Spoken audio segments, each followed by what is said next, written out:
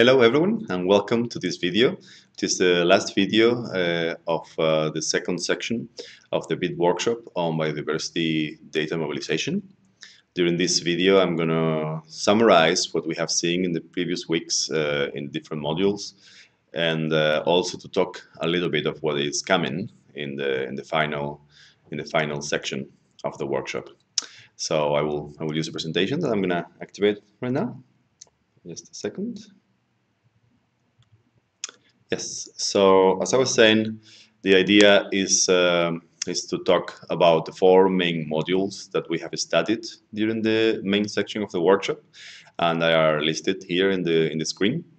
The first one was biodiversity data mobilization planning. The second one was data digitization. The third one was data curation, formatting, and transformation. And the fourth one was biodiversity data publishing. So we are going to go in detail, summarizing some of the key aspects that we have seen in these modules.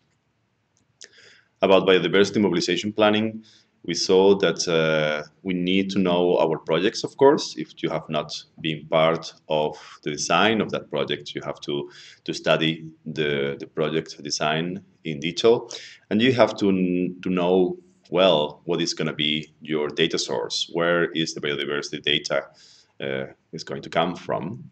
And based on that, you have to do your own research on finding digitization workflows that work for that particular setup. There is a lot of examples. We have seen some of the sources where you can find those workflows. And as a general rule, also try to find one that works for you. And if you have colleagues or if you know of any project that are similar to yours and that you have seen and you like the results, then try to communicate with those teams that have completed that work, look for any documentation that they have produced, and try to imitate the work if that is something that you believe that will work well for your context. Obviously, you need to develop realistic plans that align with the resources that you have at your disposal. We have talked quite a lot in our workshop about human resources and how to make the best use of the expertise and the capacity that you have in your teams. And once you have made a plan to make the best use of those resources, how to contract external help during the time that the project is running. One idea to keep always in mind is that, well, plans are needed and are very good, but they should not be cast in stone. So you will need to refine your plan once it's in operation. So it's good that you also have in mind when and how you are going to refine those plans once you have you started the real implementation and you face the reality, the limitations, and maybe readjust calendars and resources accordingly. Finally, one important aspect to take into account that is usually forgotten at the time of planning is what will happen after the project funding is over. So how are you going to maintain the products, the data products that you will have produced after the workshop, and how it's going to work in terms of once the information is published online, who is going to be receiving feedback from users, who is going to act upon that feedback. So there's several things to take into account after the project funding is over, and it's good that at the planning time you also tackle them. So continuing with the second module, we talked about data digitization. And our general recommendation and the approach that we have taken during this workshop is to try to learn the basics using a simple data structure. So most of the time we have worked with spreadsheets, very simple spreadsheets that have helped us to understand several basic concepts on turning information from the real world into digital data. So again, it's very important that you have your requirements very clear. What are the objectives, the final objectives of your project, but also what do you want to do with that digital data, and then obviously define the digitization process and the structures, the data structures you want to use according to those objectives. We talked about software and the difference between using generic simple software like spreadsheets to specific digitization software and the challenges that this dedicated software brings together with the benefits that they also offer. So it is very important to have clarity on your requirements and then in terms of software. And at the time of selection and analyzing different software opinions, software options, then being able to compromise on what exactly is essential for you and your team, and which are the parts where you will have to, well, adapt to what it is available in the market. We have insisted, like very frequently, on that early alignment with international standards that we use at the time of publishing really helps at the time of publishing the information online. So things as simple as using the same names for fields, separating or putting together information when we do the digitization saves a lot of time at the time of publishing, and it helps for any data exchange. So use tools that really can save a lot of time and effort later in the process. Talking about data transformation, which is something that you will do very frequently, just when using your own data internally, but also at the time of publishing. And it also is linked with the process, well, what we call the data quality and data fitness for use, how the data is going to be used and by whom. So the highest the quality of the data, the more uses that we enable, right? We have talked quite a lot about that. And we have talked about how it's important to try to address data quality as early as possible, because prevention always beats correction. So make sure that as soon as you can, try to identify potential data quality issues and try to address them as early as digitization, and hopefully also during the planning part of the project. At the time of transforming and modifying data, it's important that you select a set of tools that will help you during the process, in the same way that we talked about digitization tools. There are also data quality tools to select. And you will have to find and have always at hand other resources that are helpful by the time of doing data transformation and data quality related processes. For example, taxonomic checklists of the taxon groups that you are working with, or geographical gazetteers for the areas where you also have that relate to the data you're working with. Sometimes it takes some time to get hold of those materials, so it's good that you start as soon as possible, like contacting whoever may have that information. Some information is available online, but some other you have to do further research.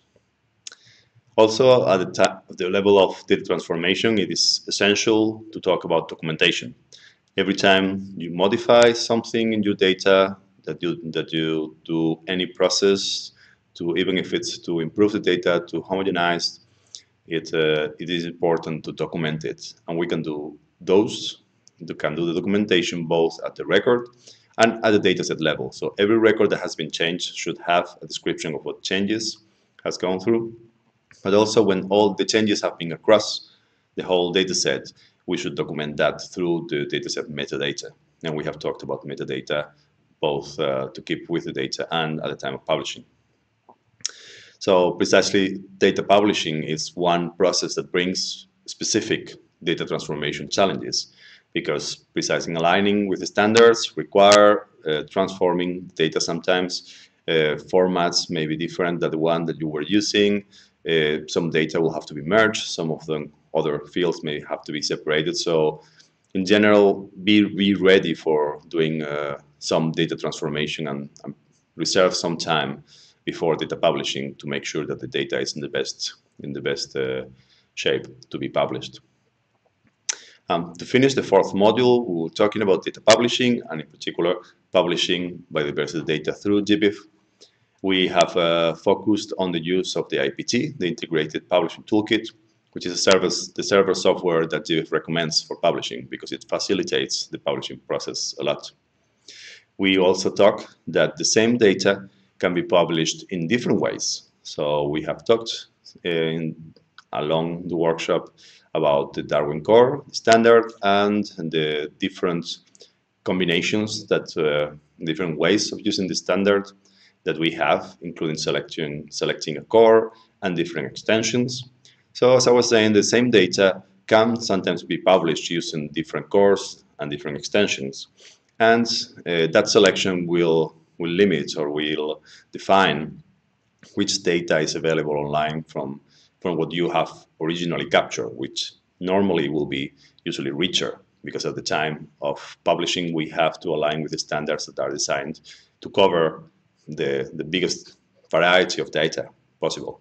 So at the time of publishing, it's important to make that selection and that study on how it can be published.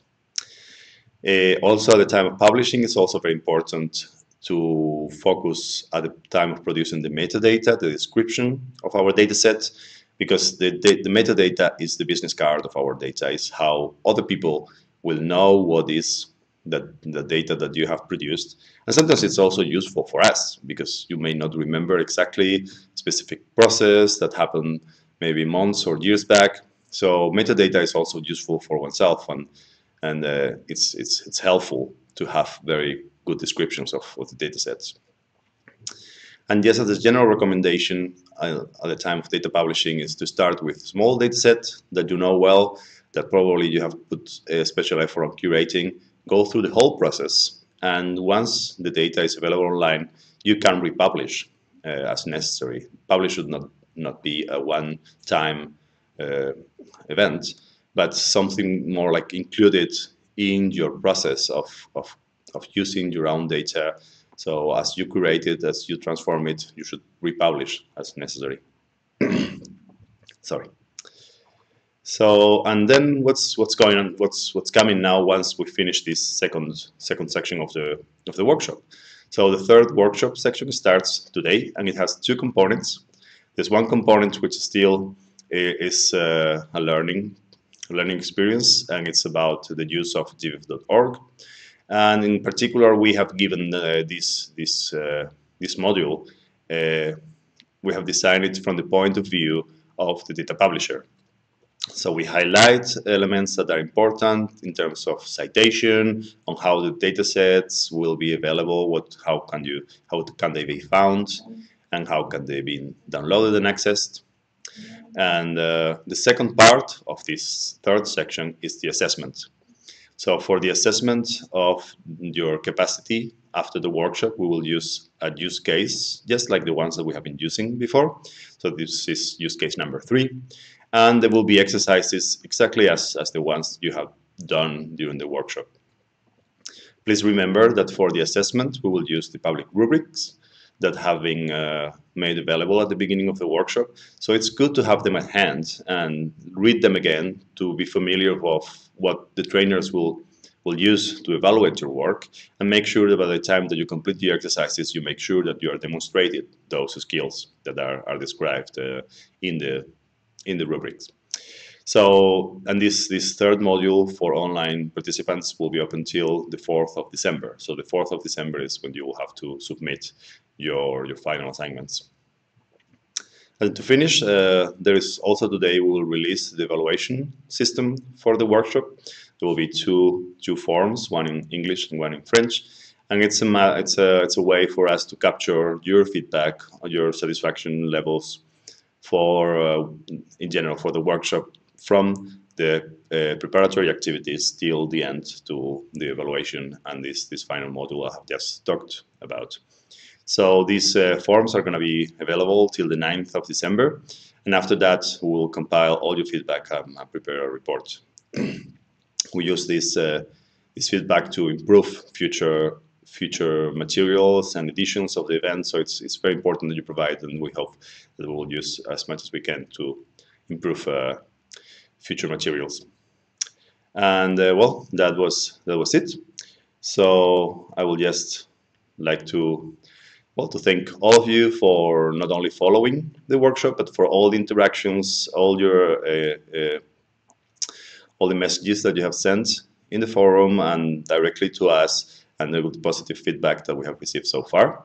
Well, best of luck finishing the activities, and we will see you very soon. Thank you very much.